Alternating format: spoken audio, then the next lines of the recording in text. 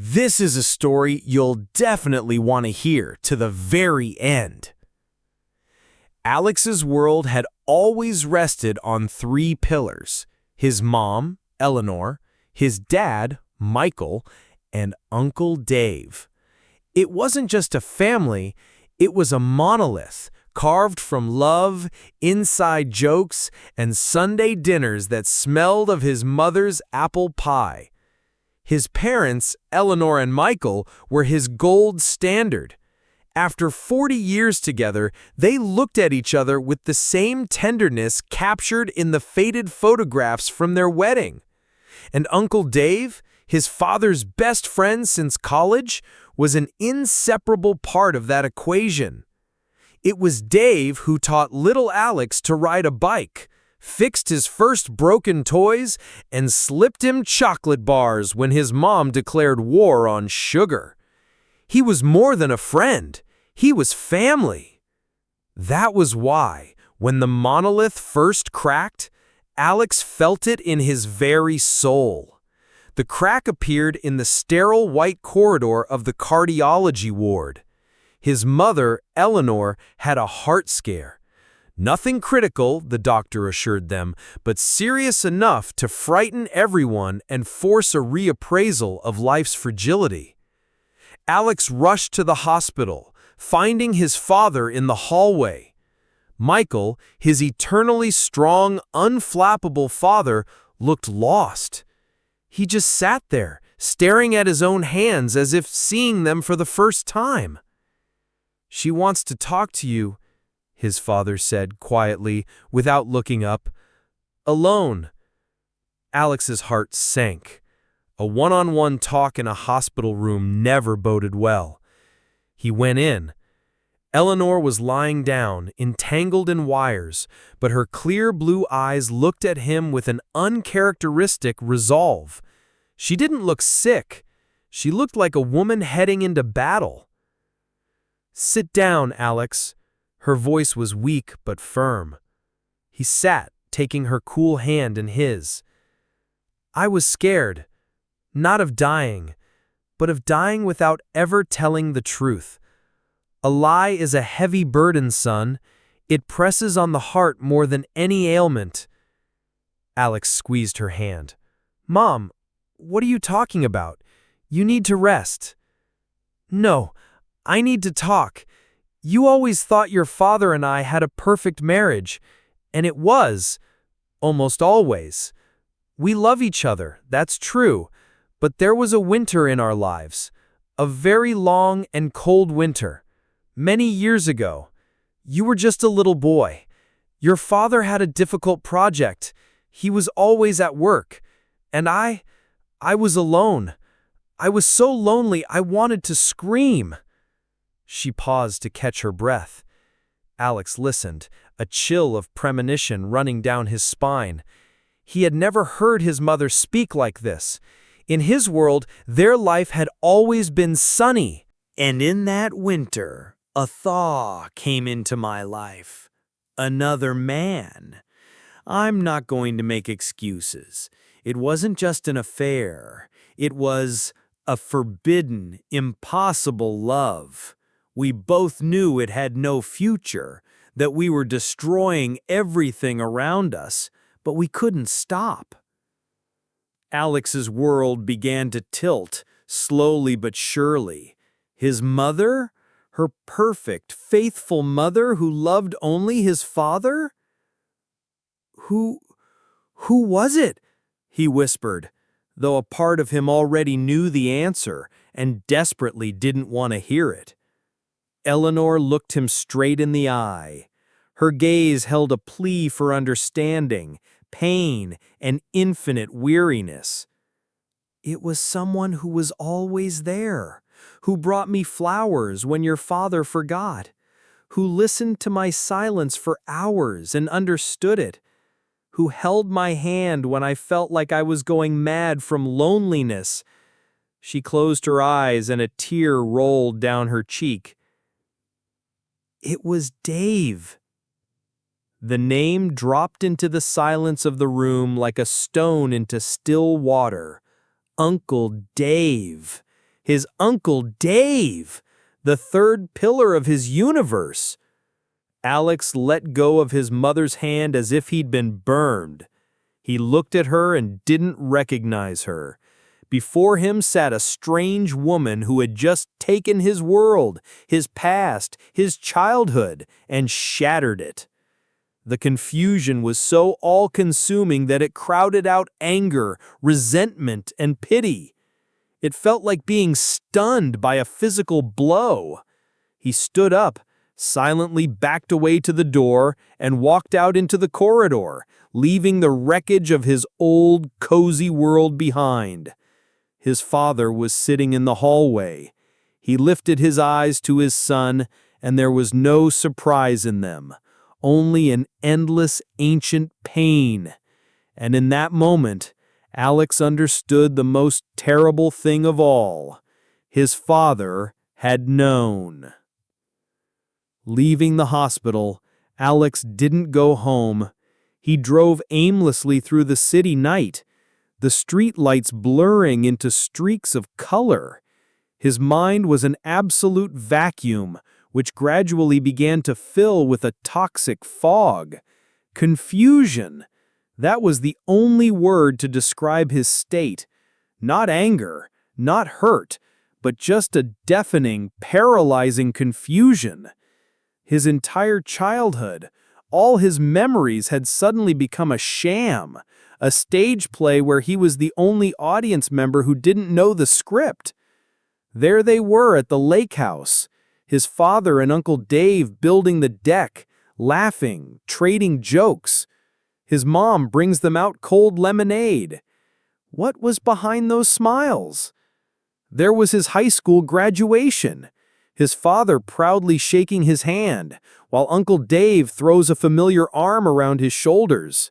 "That's our boy," he says, and his mom looks at them both with a warm smile. Who was she really looking at? Every photograph, every family holiday, every shared laugh, all of it was now poisoned. He felt betrayed. But by whom? His mother, who had the affair? His father, who stayed silent and pretended everything was fine? Uncle Dave, who was a second father to him and simultaneously his mother's lover?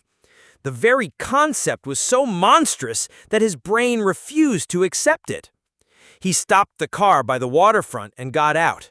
The cold wind brought him slightly to his senses. He needed to talk to someone, and as wild as it sounded, the only person he could talk to right now was his father. The next day, he drove to his parents' house. His mother was still in the hospital. His father opened the door and silently led him into the kitchen. He looked like he had aged 10 years.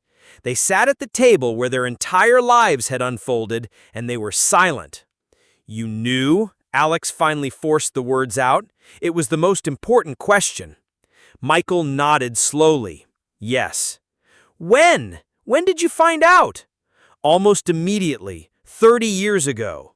Alex shot up from his chair. 30 years? And you said nothing? You lived with this? You both looked me in the eye and lied for 30 years? How could you? Michael raised his tired eyes to him. There was no shame in them, only an immense weariness. "Sit down, son. This isn't the kind of story you can shout about while standing." Alex reluctantly sank back into his chair. "When I found out," his father began in a steady, quiet voice, "my first impulse was to destroy everything. Burn the bridges, leave, take you with me, annihilate her and him. I spent a night sitting right here on this very chair, and in the morning I looked at your mother. She hadn't slept, just sat in the armchair, staring at nothing. And I saw in her eyes not a villain, but the most miserable person on earth. And I realized that I loved her so much that her pain became my pain. I realized that I was also to blame. I had buried myself in my work, in my ambitions, and left her alone. Love isn't just about romance and faithfulness, son. Sometimes love is a decision, a hard, agonizing decision to stay and fix what's broken, not throw it away." He spoke of a forgiveness that had been excruciatingly difficult, of long months of silence and coldness between them, and about how they had relearned to trust each other. And Dave. And him? Alex asked bitterly. Did you forgive him too? The man who was your best friend? Dave was harder, his father admitted. Our forgiveness was silent. We never spoke of it. Ever. But he served his own sentence. To live alongside us all these years, to be part of our family, to love you like a son while knowing he betrayed us all. I think his guilt ate him from the inside just as much as my pain ate me. I decided that losing my wife and my best friend at the same time was too high a price. I chose our family. I chose you. I didn't want you to grow up in a broken home. Alex listened, and his confusion didn't disappear, but something else began to mix with it. A vague, subtle understanding. He looked at his father and saw not a cuckolded husband, but a man of incredible strength of character. A man who, for the sake of love and family, had compromised his own pride and pain. The world was no longer black and white. It was painted in countless shades of painful, complex, human gray. Now he had the most difficult conversation ahead of him. A conversation with Uncle Dave.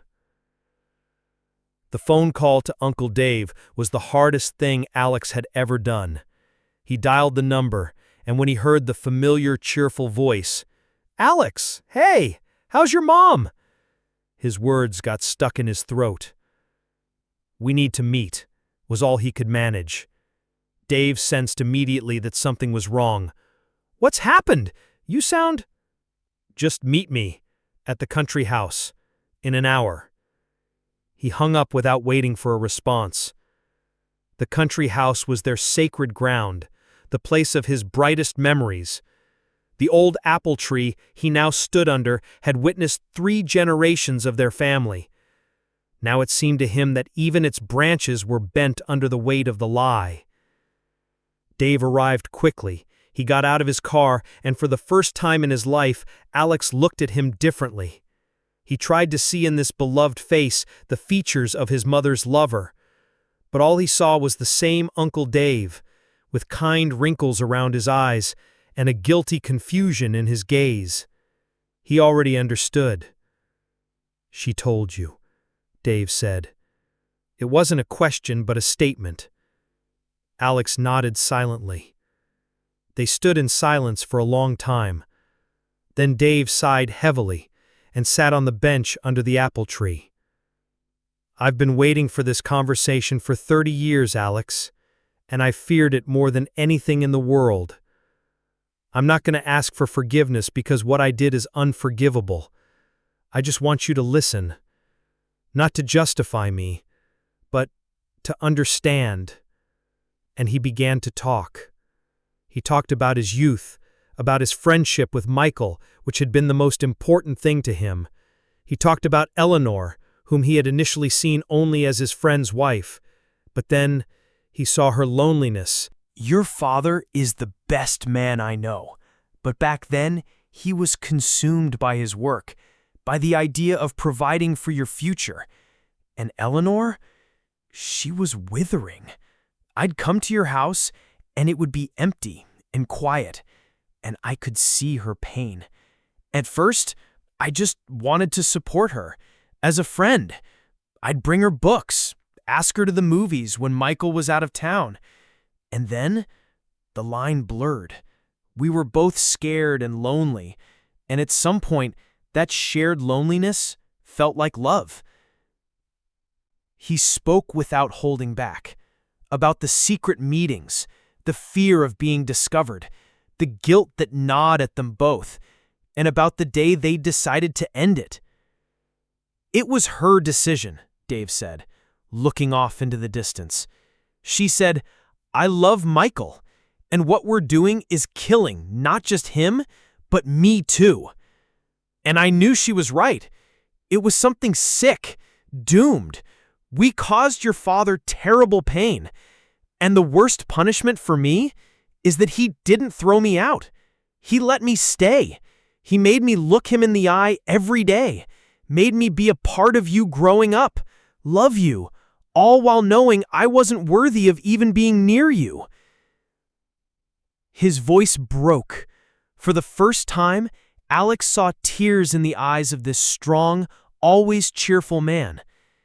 "Every one of your birthdays, every success at school, for me, it was both a joy and a torture. I watched your family, how Michael and Eleanor managed to rebuild everything, and I understood the abyss I had dug between us. I love you all, Alex, as crazy as that sounds after everything you've learned." Alex listened, and the ice in his soul began to slowly melt. He didn't feel forgiveness, but he began to feel something else: compassion. He saw before him not a cunning traitor, but an unhappy, broken man who lived in a voluntary hell for 30 years, paying for a mistake of his youth. He saw the tragedy of 3 people he loved, tangled in their feelings, but finding the strength not to destroy one another. He remembered his mother's words about the cold winter and his father's words about the decision to fix, not to throw away. The picture of his world, shattered into 1,000 pieces, began to reassemble itself. But it was a different picture now, not a glossy postcard of a perfect family, but a complex, multifaceted canvas painted with pain, love, mistakes, and a great forgiveness. He didn't know what to do with this new picture yet, but he knew certain that he no longer wanted to tear it apart. A week later, Eleanor was discharged from the hospital. The house greeted her with silence, but it wasn't a tense silence, more like the calm after a storm. The air was clean but thin. Alex helped her to her armchair, and his father covered her shoulders with a blanket. For the first time in days, the 3 of them were in the same room, and for the first time, there was no secret between them. "Thank you for coming, son," Eleanor said softly. Alex nodded. His confusion had been replaced by a deep sadness. He mourned for the perfect world that he never really had, and for the pain that his closest loved ones had carried within them for decades. That evening, after his parents had gone to bed, Alex sat in the kitchen, staring out the window. The doorbell rang. It was Uncle Dave. He was awkwardly holding a bag of oranges. I just wanted to see how she was," he said guiltily. Alex stepped back, letting him in. They went to the kitchen. This was the culmination, the moment when all the pieces were on the same board. "Dad told me how you all lived these years," Alex began, his voice steady. "And Mom told me, and you did too." Dave lowered his head. "I can't be forgiven, Alex." "I'm not God, so I can't forgive or judge," Alex replied, surprised by his own words. "I'm just trying to understand. All my life, I looked at the 3 of you and thought I knew what love and friendship were. It turns out I knew nothing. My picture of the world was simple and childish. But yours was real, complicated, painful, full of mistakes, but real." He paused, gathering his thoughts. "I was angry. I was furious. But most of all, I was confused. And now I think that Dad, by staying with Mom, did something powerful. And Mom, by ending it and living with that guilt, also did something powerful. And even you, by staying close, by not running from your shame, you also made your own kind of terrible stand. You all suffered, and you all saved this family. For me." His father emerged from the other room. He had heard their conversation. He walked over, put a hand on Dave's shoulder, and then looked at his son. There was gratitude in his eyes. It wasn't a Hollywood ending where everyone hugs and cries with joy. Forgiveness didn't come with the flip of a switch, But that night, in that old kitchen, something more important happened. A new contract was formed, an unspoken one, based not on an idealized lie, but on a bitter, honest truth.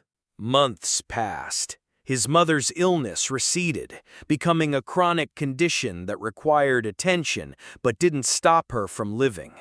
On the surface, their life hardly changed. The Sunday dinners resumed. Uncle Dave still came over, but now there was no ancient guilt in his eyes and no hidden pain in his father's. Their relationships became calmer, more honest. One day, sitting at the country house under that same apple tree, Alex watched as his father and Uncle Dave, now older but still strong, fixed the roof of the shed together. His mom sat next to him on the bench, knitting. "You know, son," she said suddenly, "a house that has a crack in its foundation, but one that was noticed and reinforced in time, stands much stronger than one that looks perfect, but is built on sand." Alex looked at her, then at the two men on the roof, and for the first time in a long time, he felt not pain or confusion, but peace. His world hadn't been destroyed, it had just become real. And in this new, honest reality, his family, having weathered the storm, had only grown stronger. Their home wasn't built on the illusion of perfection, but on the complex, sturdy foundation of human love, a love capable of making mistakes, of suffering, but most importantly, of forgiving. And that foundation was more reliable than any monolith. If you enjoyed the story, subscribe to the channel and you'll hear even more captivating tales.